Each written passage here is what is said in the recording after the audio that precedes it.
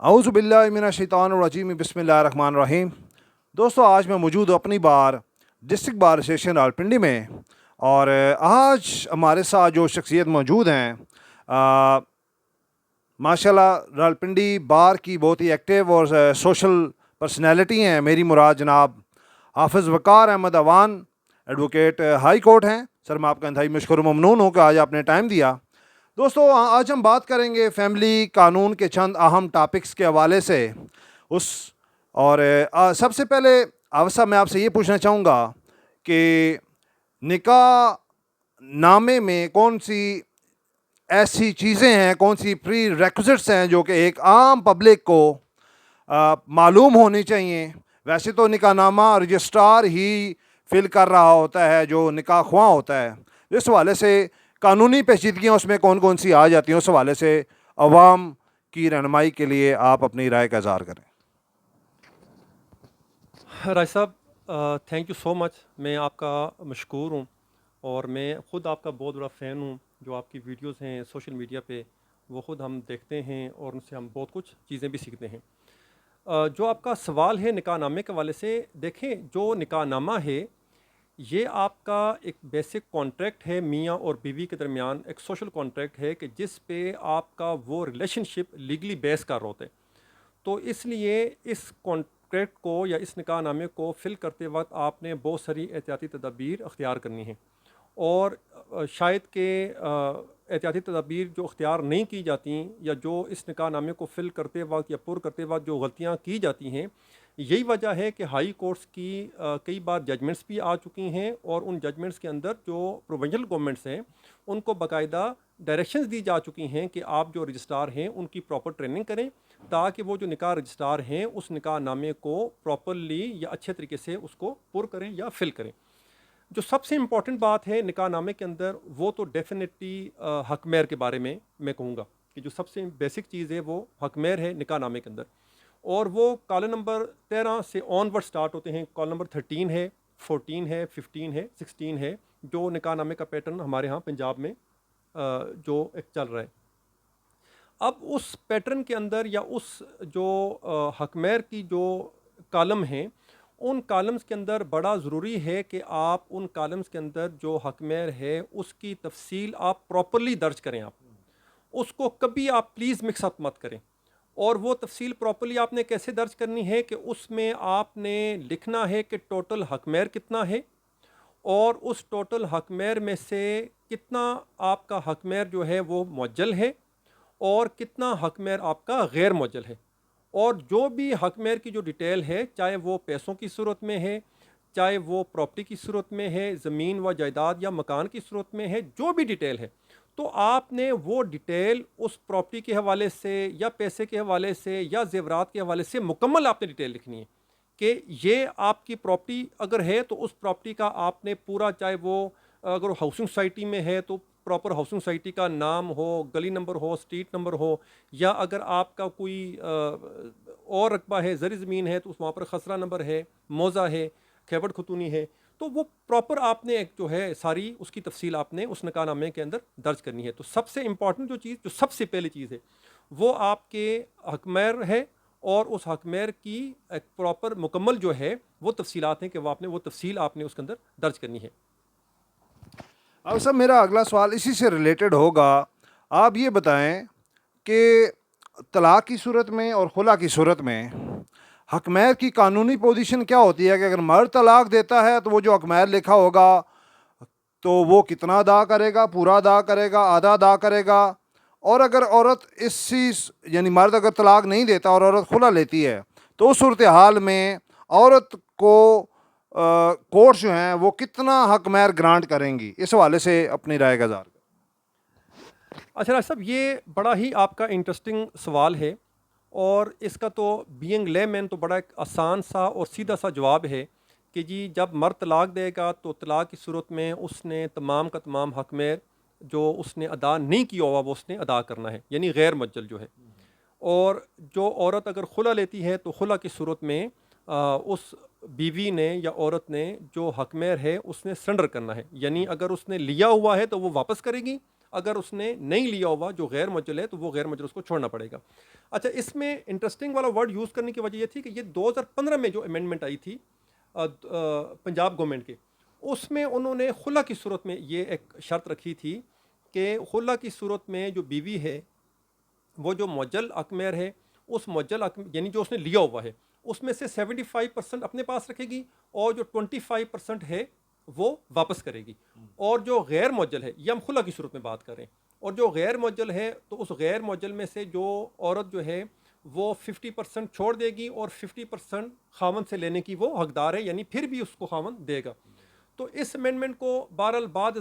जो फेडरल शरीयत कोर्ट है उसके अंदर चैलेंज किया गया, जो आर्टिकल 203 है, तो उसके अंदर एक फेडरल शरीयत कोर्ट की जुरिस्डिक्शन है कि वो किसी भी ऐसे कानून को कि जो कानून फेडरल शरीयत कोर्ट की नज़र में अन इस्लामिक हो, against the injunctions of Islam हो, तो उसको वो अन इस्लामिक डिक्लेयर कर सकती है। तो ये जो पंजाब की गवर्नमेंट की जो अमेंडमेंट थी, इसको फिर फेडरल शरीयत कोर्ट ने जजमेंट जो PLD 2022 FSC पेज 25 है उसके ज़रिए नल एंड वाइड डिक्लेयर कर दिया। लेकिन उसमें जो डेट है वो 1 मई 2022 की है, यानी 2015 जब ये अमेंडमेंट आई थी उस वक्त से लेकर 1 मई 2022 तक जिन लोगों ने इस कानून का फ़ायदा ले लिया तो सो ले लिया, लेकिन 1 मई 2022 के बाद जो है वो आप इस कानून से फ़ायदा नहीं ले सकते, आपने खुला की सूरत में वो सरेंडर करना है। अच्छा, इसमें एक छोटी सी बात मैं ज़रूर ऐड करना चाहूँगा। ये जो हम खुला का केस है ये 10(4) है या 10(5) जो आप पढ़ते हैं, बेसिकली 10(4) है फैमिली कोर्ट एक्ट 1964 का। एक आप तनसीह निकाह लेते हैं, यानी वो जो मैरिज बॉन्ड है बिटवीन मियाँ और बीवी जो निकाह नामे के ज़रिए होती है, तो उस निकाह नामे को आपने डिज़ोल्व करना है या तोड़ना है या उसकी तनसीह करनी है, तो उसकी तनसीह का एक तरीक़ाकार तो आपका फैमिली कोर्ट एक्ट 1964 में सेक्शन 10(4) है। उसके अलावा जो dissolution of Muslim marriage act है 1939 का, उसमें भी तनसीह निकाह के ग्राउंड्स दिए हुए हैं। उसमें तनसीह निकाह के ग्राउंड्स मिसाल के तौर पर अगर मर्द के वेयर अबाउट्स पता नहीं है खामन के, या खामन जो है वो औरत पर जुल्म व तशद्दुद करता है, या खामन जो है अपनी बीवी को ख़र्चा ना नफ़का नहीं देता,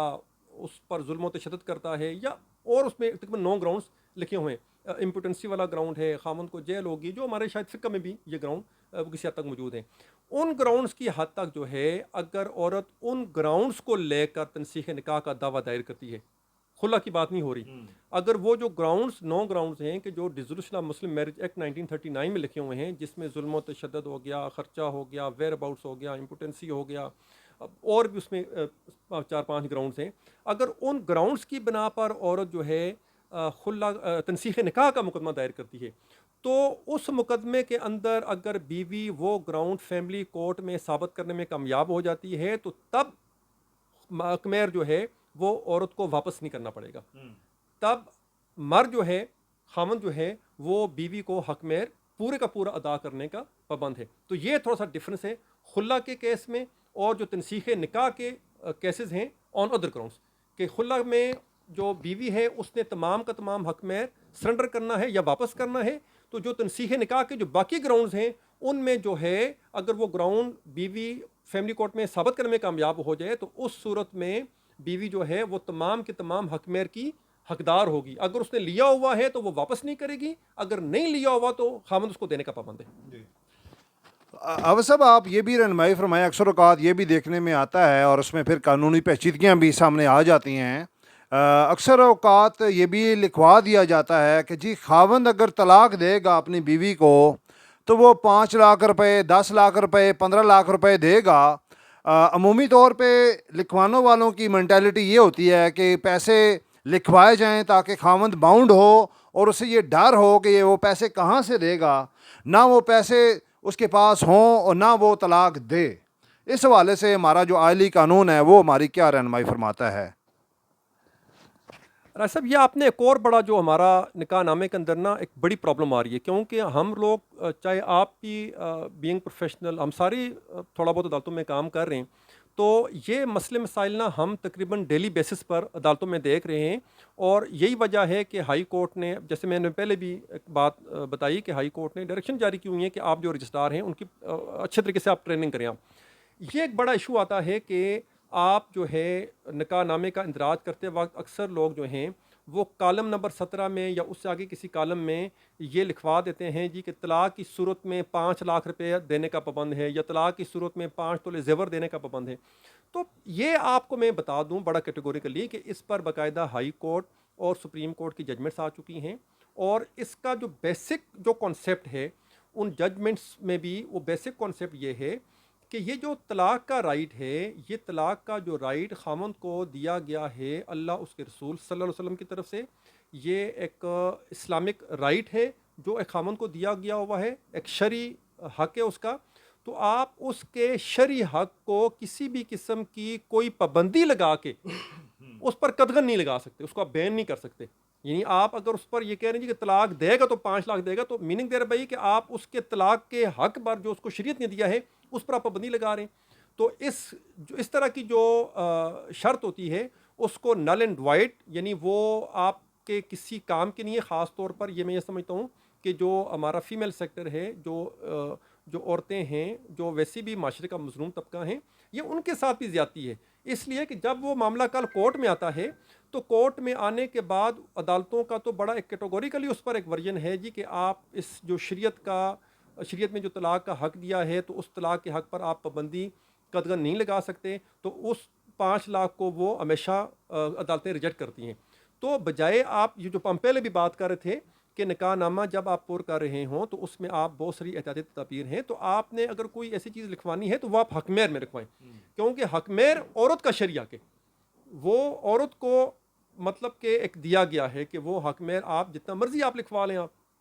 लेकिन ये तलाक के साथ उसको मशरूत करके ना लिखवाएं। जो तलाक के कालम हैं, कालम नंबर 13, 14, 15, 16, सॉरी ये हकमेर के जो कालम है, कालम नंबर 13, 14, 15, 16, हकमेर वाले कालम में आपने हकमेर की मद में जो रकम लिखवानी है, जो चीज़ें लिखवानी है वो लिखवा लें। वो जो आगे तलाक के साथ जो मशरूत करते हैं तो वो ना लिखवाएं, उसकी कोई कानूनी हैसियत नहीं है। बिल्कुल ये सिंपल सा जुमला है कि जो आप ऐसी रकम लिखवाते हैं तलाक को मशरू करते हुए, उस रकम की, उस अमाउंट की, उस जेवर की या प्रॉपर्टी की, उसकी किसी किस्म की कोई कानूनी और शरई हैसियत नहीं है, क्योंकि आप तलाक को मशरूत कर रहे हैं उसमें।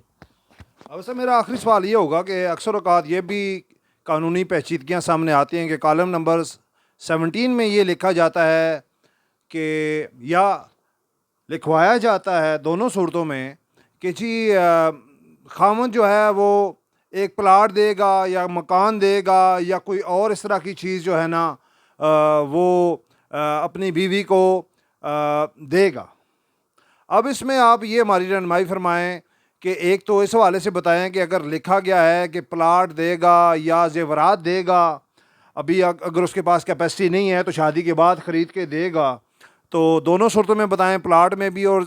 जेवरात में भी इसकी कानूनी हैसियत क्या है। और साथ ये भी बताएं कि अगर शादी के बाद या शादी के टाइम पे निकाहनामा फिल करते वक्त ये चीज़ें सामने आ जाती हैं कि ये लिख दिया जाता है और वो उसके नाम पे नहीं होती चीज़, कोई प्लाट है, कोई जेवर है या कोई इस तरह की कोई वैल्यूएबल चीज़ है जो उसके पोजेशन में नहीं है या उसका वो ओनर नहीं है, और वो उसने भी लिख दिया कि कहीं इनकारी ना हो जाए शादी से, तो बाद में देखी जाएगी। तो दोनों वालों से बताएं कि एक चीज़ जिसकी मालकियत ही नहीं है वो बाप के नाम है, या वो बाद में जाके 5 साल बाद जब वाले साहब फौत होंगे उसकी मलकियत में आएंगी, तो वो चीज़ें अगर लिख दी जाती हैं तो क्या बीवी उनको क्लेम कर सकती है? जी साहब, ये बिल्कुल क्लेम किया जा सकता है। देखें, इसमें एक तो थोड़ा सा ये समझिएगा कि 2015 तक इस तरह की जो प्रपोजिशन थी या इस तरह के जो मामलात थे 2015 तक बड़ी प्रॉब्लम थी, क्योंकि जो कॉलम नंबर 17 में या आगे 18 में, 19 में या किसी भी और जगह अगर ये लिख दिया जाता कि जी 5 तोले जेवर दिया जाएगा या 5 मरले का प्लाट दिया जाएगा, तो दिया जाएगा ये एक फ्यूचर एप्लीकेशन को हम कहते थे। तो फ्यूचर एप्लीकेशन तक अगर जब वो फैमिली कोर्ट में केस होता, फिर वो केस हाई कोर्ट तक चला जाता, तो उस पर हाई कोर्ट की जजमेंट्स थी कि जो फ्यूचर एप्लीकेशन है वो फैमिली कोर्ट की जुरिस्डिक्शन में नहीं आती। तो फिर क्या अदायत होती थी कि आप जो हैं वो जाके सिविल कोर्ट में, यानी बीवी सिविल कोर्ट में जाके दावा दायर करे। तो वो डेफिनेटली सिविल कोर्ट में दावा दायर करना वो एक बड़ा लेंथी प्रोसेस है। तो वो अक्सर वो बेशतर जो फ्रीकैन थे, जो बीवी वाली साइड थी, वो फिर उस राइट ही को वो छोड़ देती थी कि जी हमने आगे जाने नहीं है, हमने 2-3 साल पहले फैमिली कोर्ट में केस लड़ा, अब हम अगले 15 साल 20 साल सिविल कोर्ट में केस लड़ेंगे, तो हम इससे बेहतर ये है कि उस चीज़ को छोड़ दें। लेकिन ये मैं ये समझता हूँ कि पंजाब गवर्नमेंट की ये काबिल तारीफ़ बात है कि 2015 ही में शायद,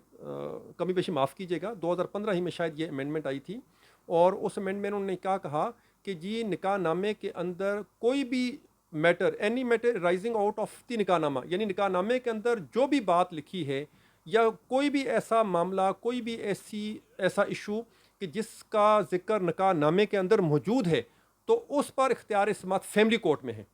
यानी 2015 की अमेंडमेंट आने के बाद अब फैमिली कोर्ट को ये इख्तियार हासिल है कि वो इस तरह के जो मामलात हैं फैमिली कोर्ट ही ने उस पर फाइंडिंग देनी है, और ये बिल्कुल बड़ा फैमिली कोर्ट इस पर बड़ा स्ट्रांगली रिलीफ दे रही है। और वो जो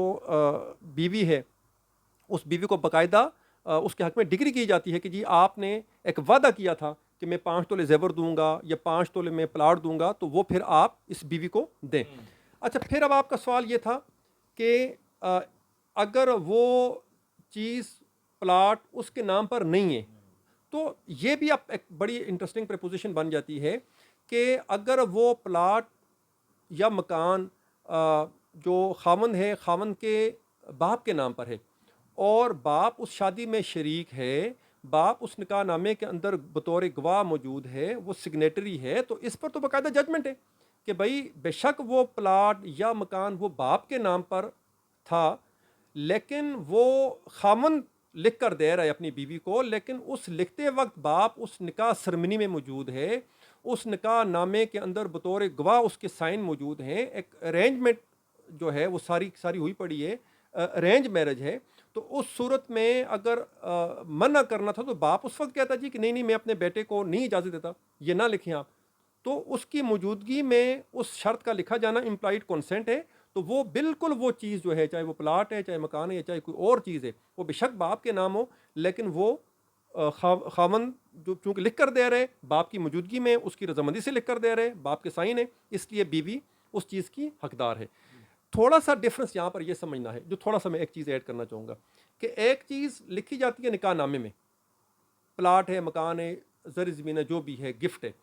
वो तो डेफिनेटली उस कोर्ट, फैमिली कोर्ट का अख्तियार है। लेकिन अगर as per my humble view, अगर वो प्लाट, मकान या कोई और इस तरह की चीज़ वो निकाह नामे के अलावा किसी और एग्रीमेंट पर लिख कर दी जाती है, ये हकमेर के अलावा, अगर हकमेर किसी एग्रीमेंट लिख कर दे रहे हैं तो वो हकमेर का जो मुकदमा है वो तो फैमिली कोर्ट कर सकती है। लेकिन अगर ऐसा वो कोई एग्रीमेंट मतलब कर रहा है और उस एग्रीमेंट में वो अपनी बीवी को गिफ्ट कर रहा है, तो वो इस तरह का एग्रीमेंट जो है ना, उस पर जो इख्तियार समात है वो फैमिली कोर्ट में नहीं है। ये बात आपने ज़हन में रखनी है। उस हद तक फिर आपने, अगर वो खामन बीवी को नहीं दे रहा, तो वो बीवी खामन के खिलाफ सिविल कोर्ट में दावा दायर करेगी कि मेरे खामन ने मुझे ये शादी के बाद एग्रीमेंट करके ये गिफ्ट किया था, तो अब जनाब मुझे ये प्रॉपर्टी दिलाई जाए। तो वो फिर डेफिनेटली वो सिविल लॉ उस पर एप्लीकेबल है, तो वो थोड़ा सा एक निस्बतन फैमिली से मुश्किल भी है उसको साबित करना और लेंथी भी है। और सब इसमें एक और चीज़ भी ये आ जाती है ना, बहुत सारे लोग चालाकियाँ भी करते हैं यहाँ पे हमारे माशरे में। अगर किसी को कोई रिश्ता नहीं दे रहा तो वो हो सकता है खामंद या उसका वालिद या उनको किसी ने कहा होगा कि इनकी नाजायज़ शरात मान लो, फ़िलहाल ये अपनी बेटी का रिश्ता देख रहे हैं, तो बाद की बाद में देखा जाएगा किसने मकान देना है, किसने प्लाट देना है, या किसने जेवर देना है। अब इसमें एक और भी चीज़ आ जाती है ना, अभी देखें ना, देखने वाले शायद ये समझें कि जेवर दूंगा, पैसे होंगे, तो जब वो अगर बीवी बाद में डिमांड करती है वो कहेगा भी मेरे पास पैसे नहीं है। या अगर प्लाट उसने लिख के दिया है खामद ने, बाप भी उधर मौजूद है, बाप भी खामोश है, वो चालाकी कर रहे हैं क्योंकि उनको रिश्ता नहीं दे रहा था, उसकी दूसरी शादी है, तीसरी है, चौथी है, तो ऐसी भी तरतीब बन जाती है। तो बाप क्या करता है, अच्छा अपने बेटे की शादी करने के लिए, या बेटा की मुआशरे में तरतीब ऐसी है कि उसको कोई नहीं रिश्ता दे रहा, तो अभी वो मजबूरन जो है ना ये चीज़ें लिख रहे हैं, और बाद में वही बाप जो है वो चालाकी करके प्लाट को बेच देता है कि ना सांप रहेगा और ना लाठी का इस्तेमाल होगा। तो ये भी चालाकी कर देते हैं कि प्लाट कहाँ पे है, वो जो लिखा था वो तो बाप ने अंडर द कारपेट रह के किसी को बताया भी नहीं, बेच दिया। तो अगर वो बीवी यानी कि उसकी बहू डिमांड करती है तो वो बाप की प्रॉपर्टी थी, बाप ने बेच दिया। तो इसमें फिर क्या होगा, वो जो प्लाट अब एग्जिस्ट नहीं कर रहा, इसमें अब कोर्ट्स फिर क्या व्यू लेंगी, कहाँ से एनोलॉजी ड्राइव करेंगी? तो इस हवाले से भी एक एक चीज़ को तो हमने टच कर दिया कि वो क्योंकि बाप मौजूद है उसकी तो कंसेंट मौजूद है, लेकिन बाप चालाकी के साथ बाद में शादी के महीने बाद 6 महीने बाद अभी बीवी ने डिमांड नहीं किया अपने खामन से, उस दौरान बेच देता है। तो इसमें भी तो देखें ना, कोई नॉलेज तो लेगी ना। वो बाप की प्रॉपर्टी थी, दो के बेटे ने लिख दी, बेटे को उसका हिस्सा नहीं आया, तो बाप की मर्जी है, वो चाहे किसी को बेचे, चाहे किसी को गिफ्ट करे, चाहे अपने वारसान को दे या ना दे। इस तरह के भी वाक़यात भी तो माशरे में हो रहे हैं ना। तो इस हवाले से भी जो है ना ये भी हो सकता है इस तरह की कोई नई चीज़ें जो है ना वो सामने आएँ। तो जी राय साहब, बिल्कुल आपने जो एक सवाल रेज़ किया है, बिल्कुल वो जेन्युइन क्वेश्चन है। अच्छा, बड़ी आपको मैं एक इंटरेस्टिंग बात बताऊँ कि मैं बीइंग स्टूडेंट ऑफ लॉ, हम अक्सर ये कहते हैं कि जो मतलब तीन तरह का निज़ाम इंसाफ़ है। एक आपका, as per my humble view, एक आपका क्रिमिनल जस्टिस सिस्टम है, एक आपका सिविल जस्टिस सिस्टम है, और एक आपका फैमिली जस्टिस सिस्टम है। मैं जो मेरा थोड़ा बहुत तजर्बा है, मैं ये कहता हूँ कि जो हमारा क्रिमिनल जस्टिस सिस्टम है उसमें जो मुल्ज़म साइड है उसको मतलब कि बहुत ज़्यादा मतलब शक का थोड़ा बहुत फ़ायदा हो तो मुल्ज़म को जाएगा, कि जो हमारा क्रिमिनल जस्टिस सिस्टम है उसमें मुल्ज़म को बहुत ज़्यादा फ़ायदा हासिल है। जो हमारा सिविल जस्टिस सिस्टम है, मैं बड़े माज़रत के साथ कहूँगा, वो तो तबाही के दाने पर नहीं खड़ा, वो समझे तो बहुत बर्बाद हो चुके हैं। जो हमारा सिविल जस्टिस सिस्टम है,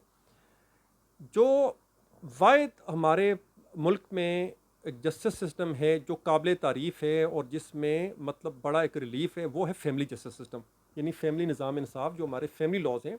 इसमें बड़ा एक रिलीफ मिलता है, और ख़ास तौर पर माशरे के उस तबके को कि जो तबका पहले से पिसा हुआ है, यानी मैं फ़ीमेल की बात करूँ तो पहले से पिसी हुई हैं। अगर आप सवाल की तरफ आते हैं, अगर कोई ससुर इस तरह का कोई मतलब धोखा करता है, चालाकी करता है, पहली बात तो ये है कि अगर बीवी को ये पता चल जाता है कि भाई मेरा ससुर जो प्लाट उसने मेरे नाम किया था थ्रू निकाहनामा, वो प्लाट वो किसी और को बेच रहा है, तो वो बीवी फैमिली कोर्ट में उसके ख़िलाफ़ उस प्लाट के हसूल का, अगर वो हकमेर में लिखा है तो हकमेर के तौर पर, अगर वो गिफ्ट लिखा है तो गिफ्ट के तौर पर, निकाहनामे की बात हो रही है, वो दावा दायर कर सकती है। और उस दावे के अंदर मेरा ख्याल है कि सेक्शन 21A हमने पढ़ी थी फैमिली कोर्ट एक्ट 1964 की, कि वो एक फैमिली कोर्ट से एक रिक्वेस्ट भी कर सकती है, उसको आप एक स्टे समझ लें। मैं आपको आसान अल्फाज में ये समझाऊँ कि वो फैमिली कोर्ट से एक स्टे ले सकती है कि भाई ये एक प्रॉपर्टी है तो इस पर हमें स्टे दिया जाए। एक बात तो होगी ये वाली। दूसरी बात ये वाली है कि अगर वो प्लाट, आपने ये कहा था कि अगर वो प्लाट मतलब है ही नहीं है, एग्जिस्ट नहीं करता, या वो मिसप्लेस है। नहीं, दूसरी बात ये थी हाफिज़ साहब कि एक तो ये आपने बता दिया ना कि अगर उस बहू को पता चल जाता है कि मेरा ससुर अभी सेल कर रही है प्लाट, तो वो सूरत में फैमिली कोर्ट आपने बता दिया कि वो स्टे करवा सकती हैं सेक्शन के तहत जो आपने मेंशन किया। अब ये है कि प्लाट शादी से पहले एग्जिस्ट करता था, उनको रिश्ता नहीं मिल रहा था, जो ससुर है उसने चालाकी के साथ वो प्लाट बेच दिया, अभी ना बेटे को पता है ना बहू को पता है। अब प्लाट किसी और के नाम ट्रांसफ़र हो चुका है, अब ना वो ससुर के नाम है, ससुर के नाम यानी कि वालिद के नाम होता तो उसके खामद के नाम होता, तो अब वो चालाकी से प्लाट उसने बेच दिया है। अब वो क्योंकि वो निकाहनामे में लिखा हुआ है प्लाट, वो पहले उसकी खामद की प्रॉपर्टी बनेगा तो बीवी को मिलेगा ना। इस हवाले से बताएं। नहीं राय साहब, मैं इसे बड़े अदब से गुजारिश करूँ, ये भी आपको बड़ा देखना, आपने उसको बड़ी एक ज़बरदस्त किस्म का ट्विस्ट आपने दे दिया। अभी आप ये फरमा रहे हैं जी कि उस वक्त निकाहनामे में प्लाट लिख कर दे दिया, और फिर साथ ही हफ्ते 10 दिन बाद वो प्लाट उसने बेच दिया। तो ये भी आपको बड़े मज़े की बात बताऊँ कि आपका देखें, मैं अक्सर ये बात करता हूँ कि निकाहनामा जो है वो एक सेटल्ड लॉ है कि पब्लिक डॉक्यूमेंट है, रजिस्टर सेल डीड भी एक पब्लिक डॉक्यूमेंट है। और मैं अक्सर जो बात करता हूँ वो बात मैं ये करता हूँ कि जो निकाहनामा है वो is more powerful document than the register sale deed। निकाहनामा जो है वो रजिस्टर सेल डीड से भी एक ज़्यादा मजबूत, ज़्यादा वो पुरअसर और ज़्यादा वो ताकतवर किस्म का डॉक्यूमेंट है। तो वो जो उसने मतलब एक फ्रॉड किया है, धोखा किया है, तो बीवी के पास बाकायदा इख्तियार है कि उस रजिस्टर सेल डीड को वो कैंसिल करवा सकती है। क्योंकि निकाह नामे के ज़रिए वो प्रॉपर्टी वो deem to be transferred in the name of wife, वो उसके नाम पर ट्रांसफ़र तस्वर की जाएगी। ये लादा बात आपकी ठीक है कि रेवेन्यू रिकॉर्ड में उसके नाम पर ट्रांसफ़र नहीं हुई, रजिस्टर नहीं हुआ, इंतकाल नहीं हुआ, लेकिन निकाह नामे में तो उसके नाम पर ट्रांसफ़र हो चुका है।